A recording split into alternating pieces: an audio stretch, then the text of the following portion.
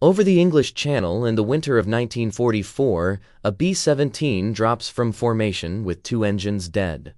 The crew knows the drill. Bail out, take your chances with the cold water below, but the pilot stays at the controls. He ignores protocol.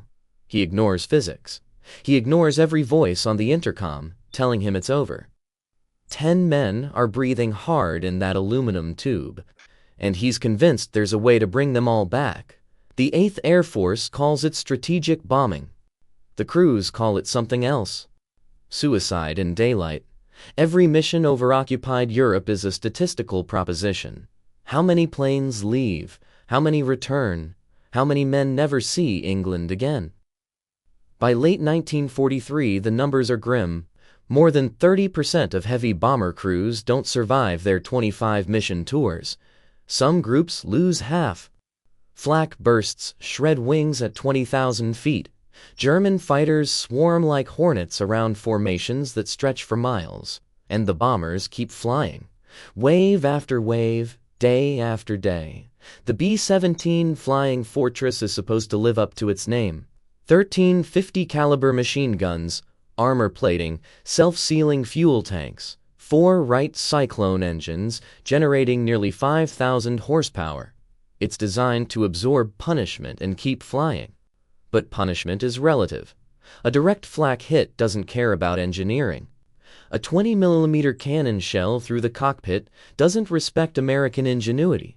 The men who fly these machines are mostly in their early 20s, farm boys from Iowa, factory workers from Detroit, college students who left calculus classes to learn bombardier mathematics of a different kind. They wear heated suits against the negative 40-degree cold at altitude. They breathe through oxygen masks. They watch friends' planes disintegrate in mid-air and then climb back into their own aircraft the next morning. The culture of the bomber groups is peculiar. Superstition mingles with engineering precision. Lucky jackets, ritual routines before takeoff, nose art featuring pin-up girls and cartoon characters. But beneath the bravado is a sharp awareness of mortality. The empty bunks, the personal effects shipped home, the letters that start with regret to inform you. Briefings happen before dawn. Officers pull back curtains to reveal maps marked with red yarn stretching deep into Germany. Targets, flight paths, known flak concentrations, fighter bases. The intelligence officers speak in calm voices about high-priority objectives. The crews hear life expectancy calculations. Formation flying is religion. Tight boxes of aircraft provide overlapping fields of fire. A bomber alone is a dead bomber. German pilots know this. They probe for stragglers, for damaged aircraft falling behind, for any plane that loses position and becomes vulnerable. The doctrine is clear: stay in formation, follow the lead bomber. If you're hit and losing altitude, the formation continues without you. The mission is larger than any single crew. The target matters more than the 10 men in one airplane. This logic is sound. This logic is ruthless. This logic doesn't account for pilots who think differently. If you want more such stories, like and subscribe so these lives aren't forgotten. Robert Rosenthal grew up in Brooklyn during the Depression. His father ran a small business. His mother kept the family together through the lean years. Robert was sharp, quick with numbers, good with his hands, the kind of kid who took apart radios to understand how they worked and then put them back together better than before. He went to Brooklyn College, studied chemistry, thought about law school. Then Pearl Harbor happened, and the calculus changed. By 1943, he's a first lieutenant learning to fly the heaviest bomber in the American arsenal. Flight school reveals something about Rosenthal that his instructors notice immediately. He doesn't just follow procedures, he absorbs them, internalizes them, then asks why. Why this altitude for this maneuver? Why this power setting for that condition? He wants to understand the machine at a level beyond rote memorization. His crew forms up in the States before deployment. 10 men who will live in close proximity to violent death.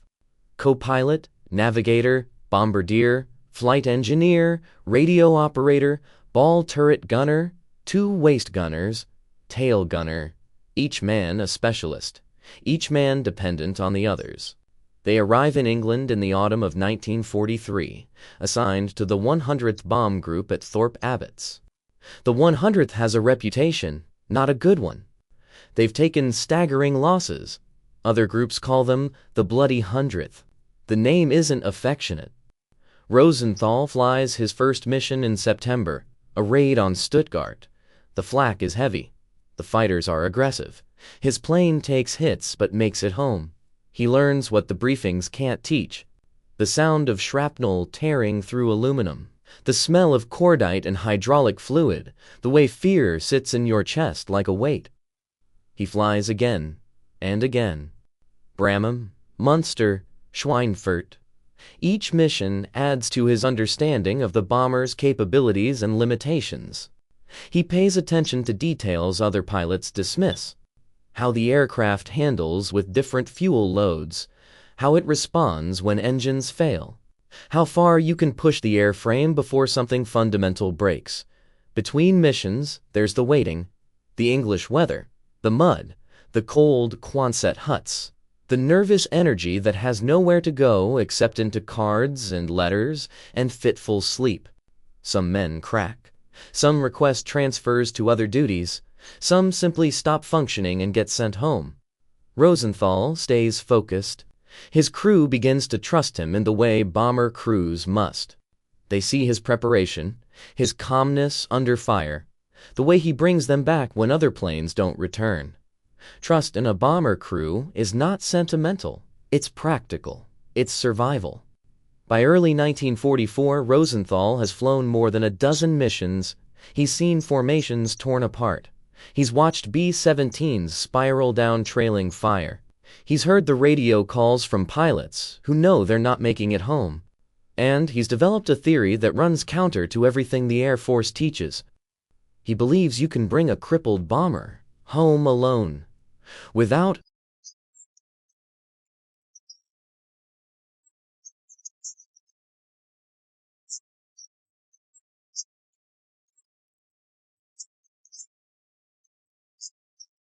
if you prioritize crew survival over doctrine.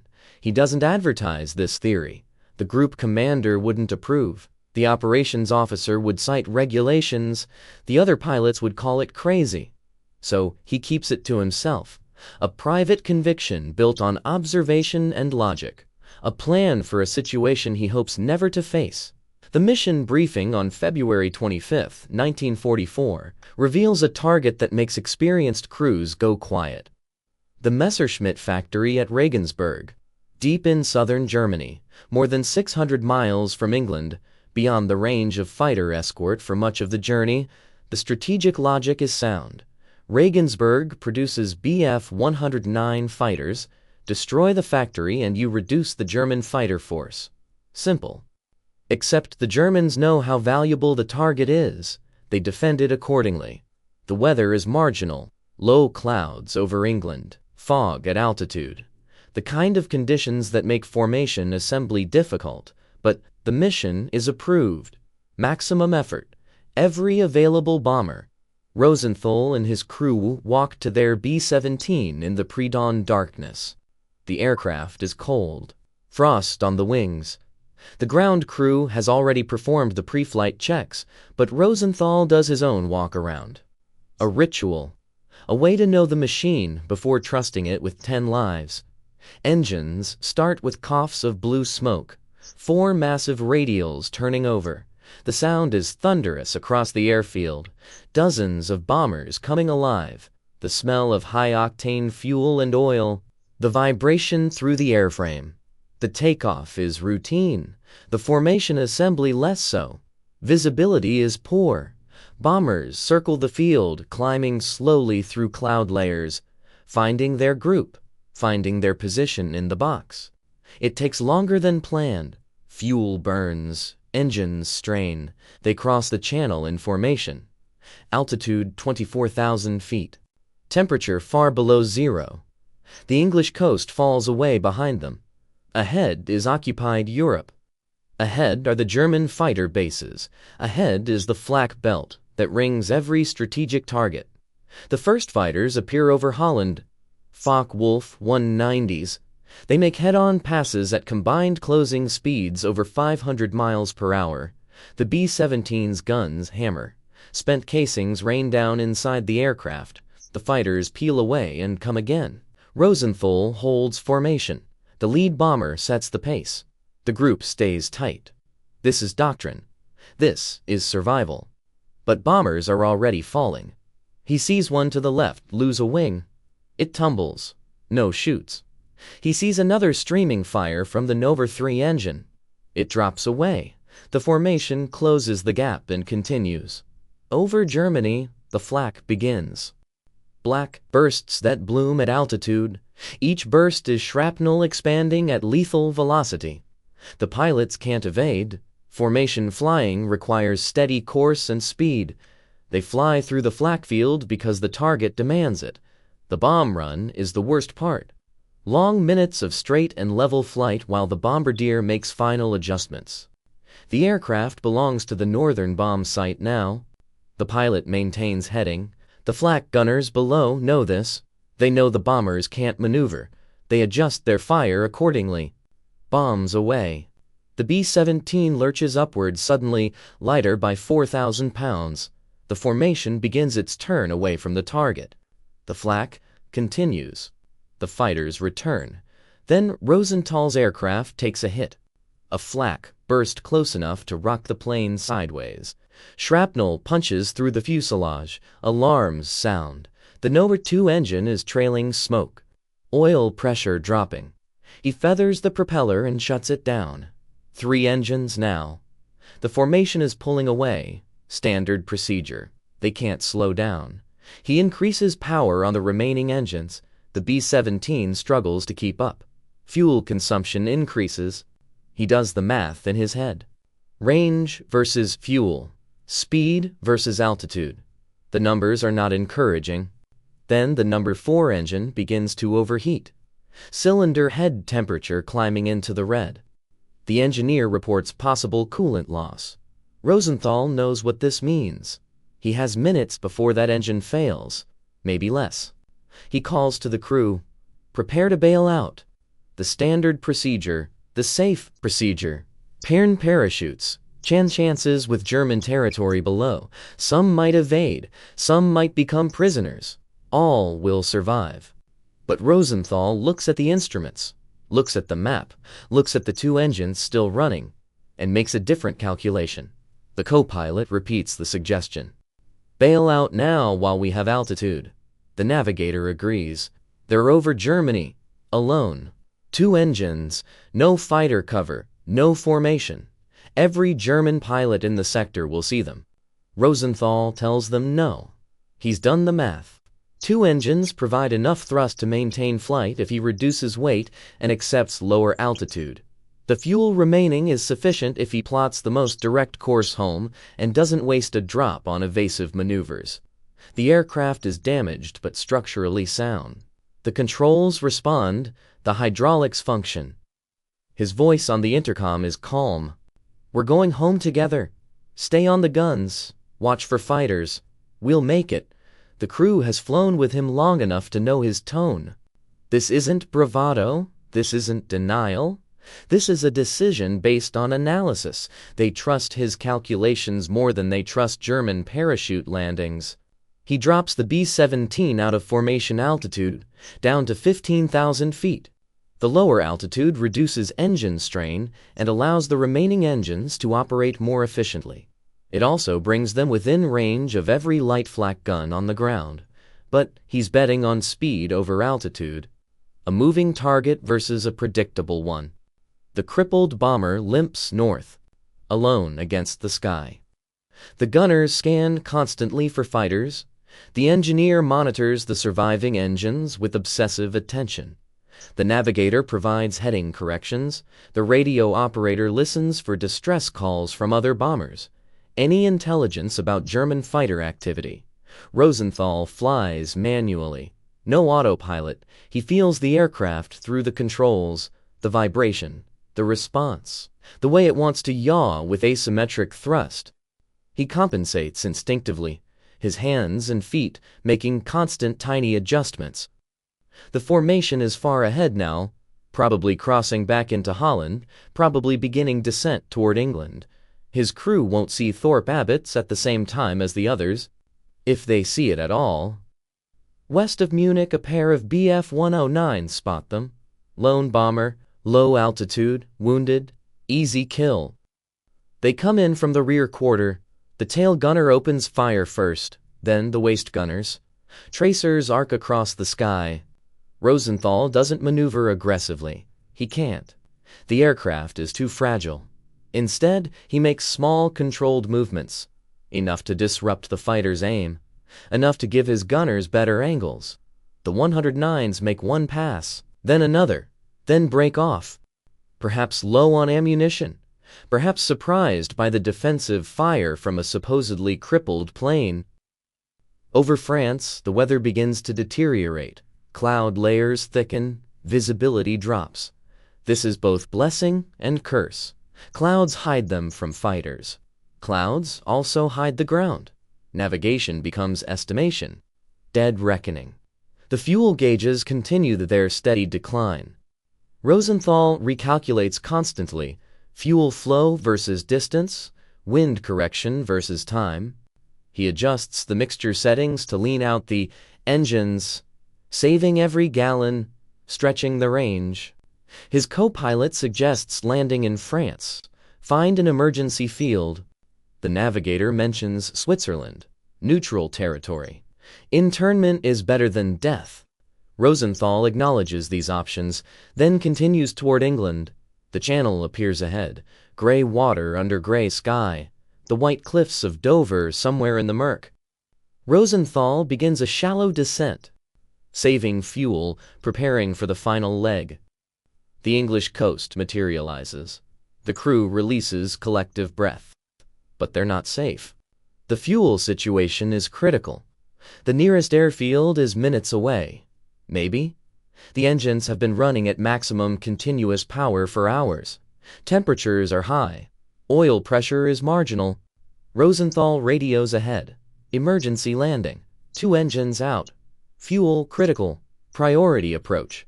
The tower acknowledges. Clears the pattern. Emergency crews stand by.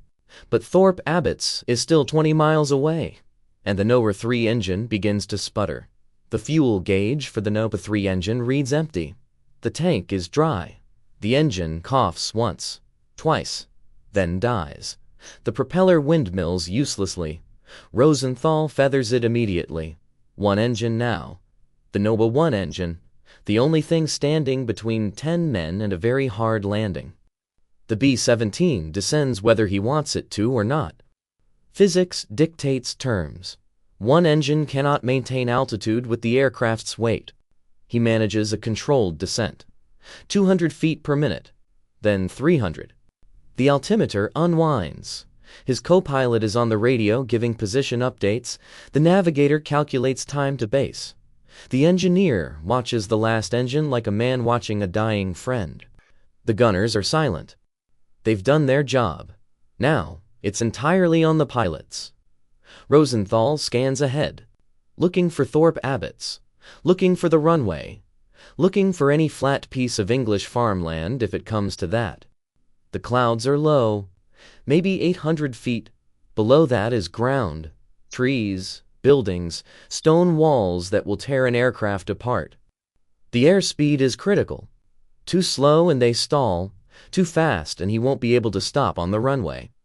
He balances the equation with throttle and trim, flying the narrow margin between 2 types of death.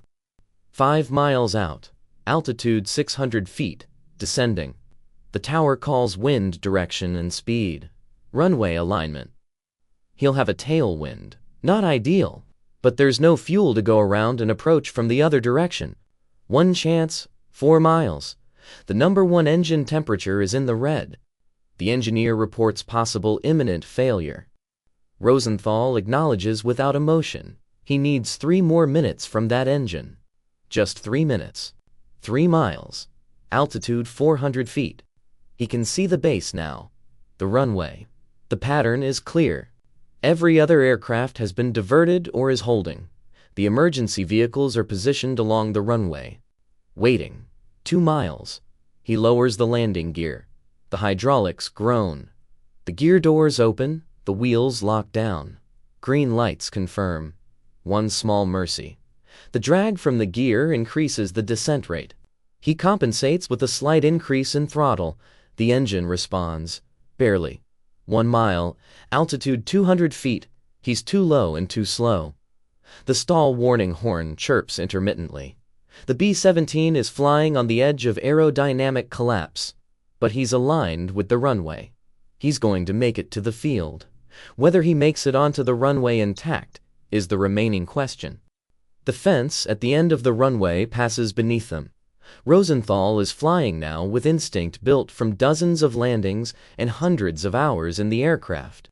He can feel the controls going soft, the aircraft settling, the ground rising. He pulls the throttle to idle. The engine spools down.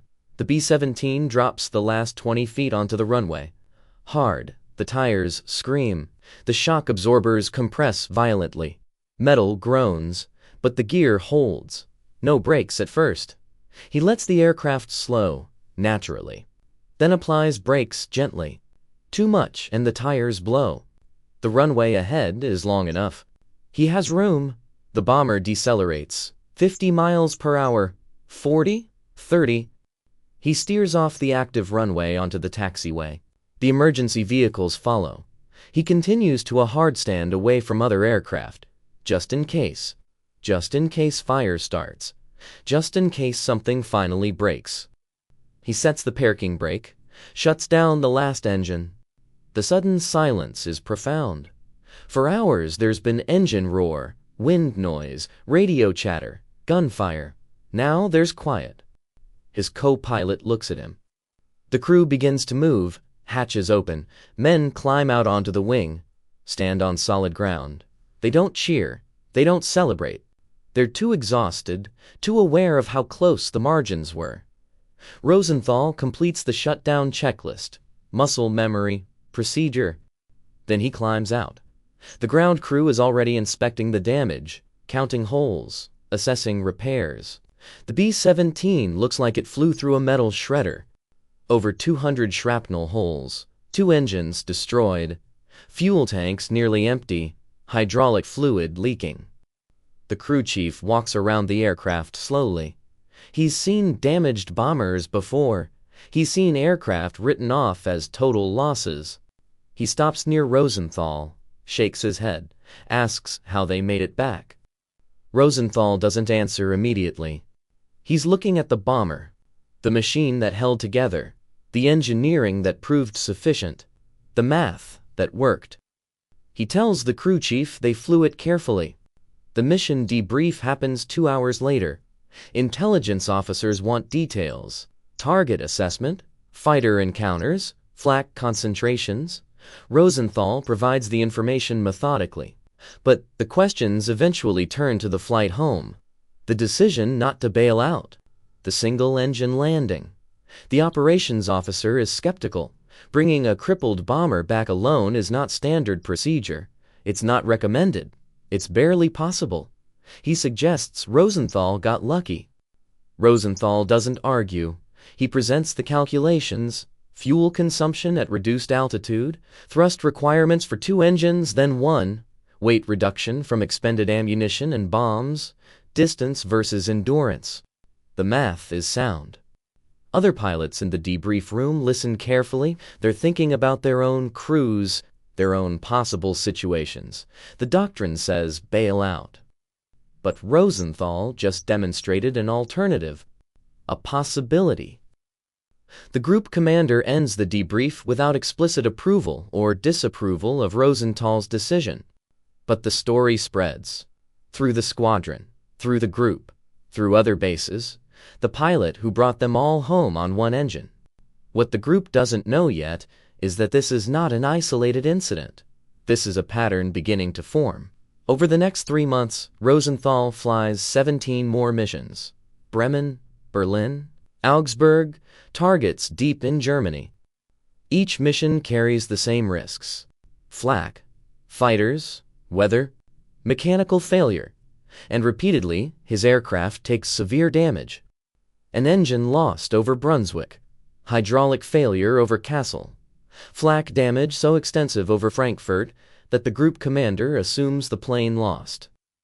Each time, Rosenthal brings the crew home. He refuses to abandon aircraft that other pilots would consider unflyable. He becomes known for improvisation, for understanding the B-17's margins better than the engineers who designed it. On a mission to Posen, his bomber loses 2 engines and half the rudder. The conventional response is bail out over friendly territory. Rosenthal calculates a different solution. He trims the aircraft to compensate for the missing rudder surface, uses asymmetric thrust from the remaining engines to maintain directional control, flies 300 miles back to England at 4,000 feet. The crew never questions his decisions now. They've learned that his calculations work, that his understanding of the aircraft is comprehensive, that his priority is always bringing everyone home. Other crews begin requesting transfer to his command. Pilots want to learn his methods. Gunners want the survival rate his crew demonstrates. By May of 1944, Rosenthal has completed his first tour of 25 missions. The standard rotation is back to the States. Training duty, a break from combat. He volunteers to stay. Another tour, another 25 missions. The odds of surviving 50 missions are statistically negligible. He understands the math. He stays anyway. The Air Force begins studying his techniques. Operations officers interview his crew. Engineers examine the damage patterns on his aircraft. They're trying to quantify what he does that others don't. Part of it is technical knowledge. He knows engine performance curves from memory. He understands structural load limits. He studied aerodynamics beyond what flight school teaches. Part of it is decision-making under pressure. He doesn't panic. He doesn't freeze. He processes information rapidly and acts on logic rather than fear. But part of it is something harder to quantify. A belief that the machine will hold together if you understand it completely. That the math works even in extremis. That bringing everyone home is possible if you refuse to accept alternatives. By August 1944, Rosenthal has flown more than 50 missions. He's become a squadron commander. His methods are now semi-officially recognized. Pilots receive informal briefings on his techniques. Stay with the aircraft longer, understand your margins, calculate rather than react. The survival statistics for his squadron improve measurably. Fewer bailouts, more successful emergency landings, more crews returning intact. The Air Force doesn't change official doctrine, but in practice, on the line, the culture shifts. The doctrine acknowledges what Rosenthal demonstrated, that sometimes the right choice is not in the manual, that crew survival can depend on one person understanding the machine beyond standard procedures, that courage, combined with logic, changes outcomes. Other bomber groups begin adopting similar approaches. Pilots push damaged aircraft further before abandoning them. Engineers provide better training on emergency procedures. The institutional knowledge expands. The impact is measurable. 8th Air Force casualty rates decline slightly in late 1944. Not dramatically. The war is still lethal, but at the margins, more men survive. More crews come home. The statistical curve bends slightly toward survival. Rosenthal himself never speaks of heroism. When asked about his decisions, he discusses mathematics, fuel calculations, engine performance, weight, and balance. He frames everything in technical terms. The emotional component remains unspoken, but his crew understands. They know the difference between a pilot who follows procedure and one who knows when to break it. They know that every landing at Thorpe Abbotts with the full crew aboard represents a choice, a calculation, a refusal to accept the standard answer. By war's end, Rosenthal has flown more than 50 combat missions. He's been awarded the Distinguished Service Cross. His aircraft has returned from missions that should have ended in bailouts or crashes. His crew has survived against odds that claimed thousands of others. The 7 bridges referenced in the title refer to a specific mission sequence in April 1944, a series of raids on transportation infrastructure across Germany. Rosenthal's bomber group targeted 7 bridge complexes over 10 days. Each mission faced intense opposition. Each mission resulted in severe damage to his aircraft. Each mission ended with the full crew returning to base. The unofficial count by his ground crew totals over 900 flak and bullet holes across those missions. The B-17 he flew most frequently spent more time in repair than in service, but it always flew again. Patched, repaired, ready, Robert Rosenthal survives the war. He returns to the States in late 1945. Law school, a career built on the same logic and precision that kept him alive at 24,000 feet.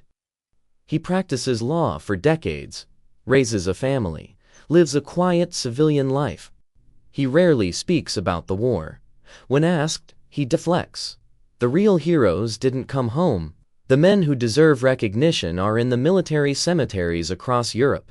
He was simply doing his job. But at reunions of the 100th Bomb Group, the surviving crews seek him out.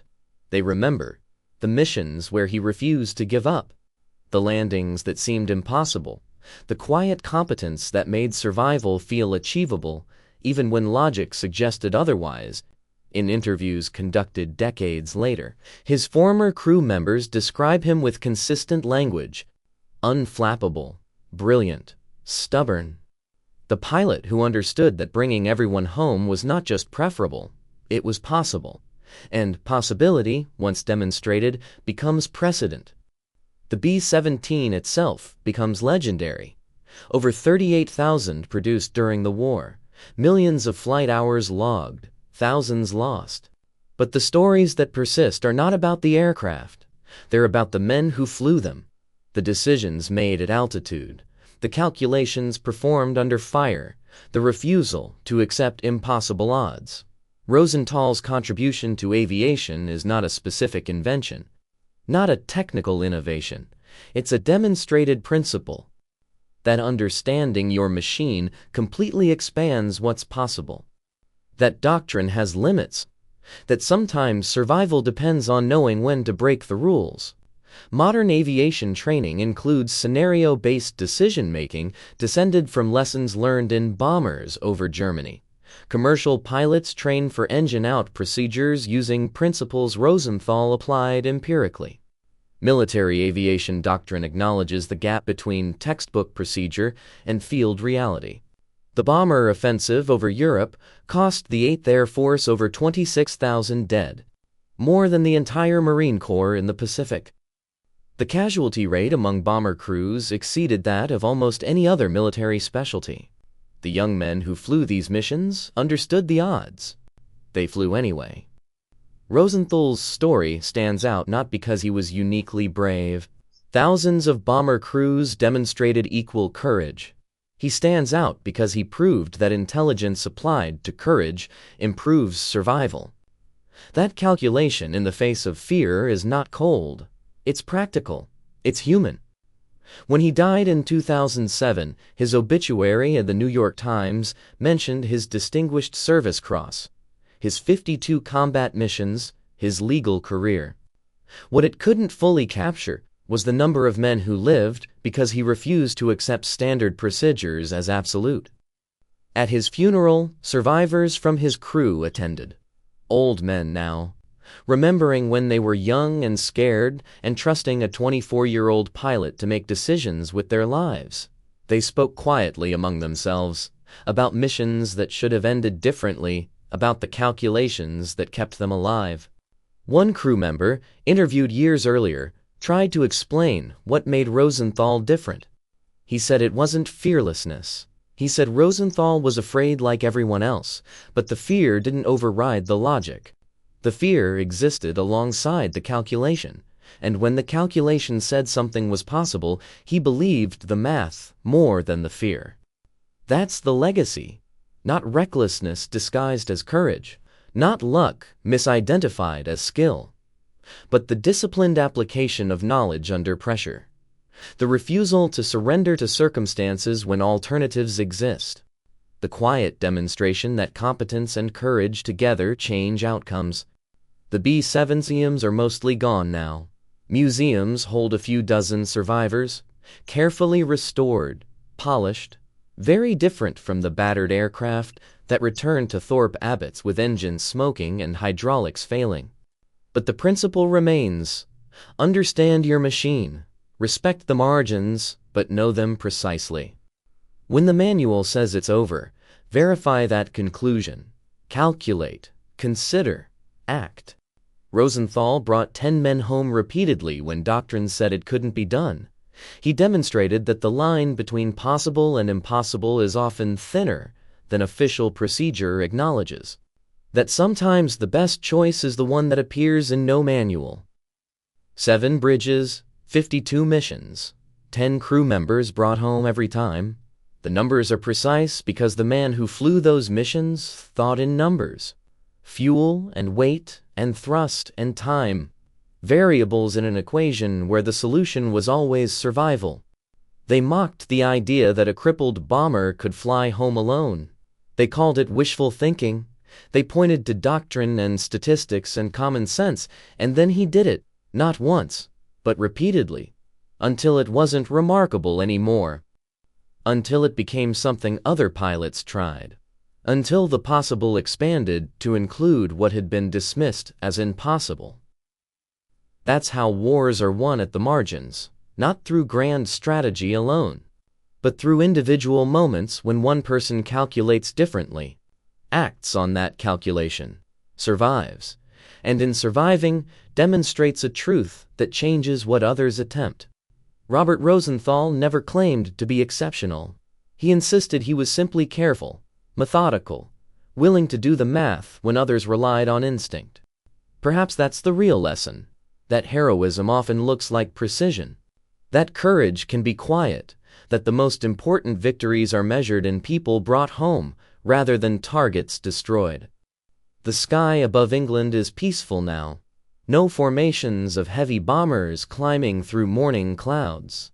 No flak bursts at altitude. No young men calculating fuel versus distance while engines fail. But the principle persists. In every cockpit where a pilot faces impossible circumstances and reaches for calculation instead of panic. In every moment when training and intelligence combine to create solutions. In every crew that makes it home because someone refused to accept the official answer. Rosenthal proved that knowing your machine better than anyone else gives you options others don't see. That logic under fire is not cold. It's the warmest thing. It's how you bring everyone home.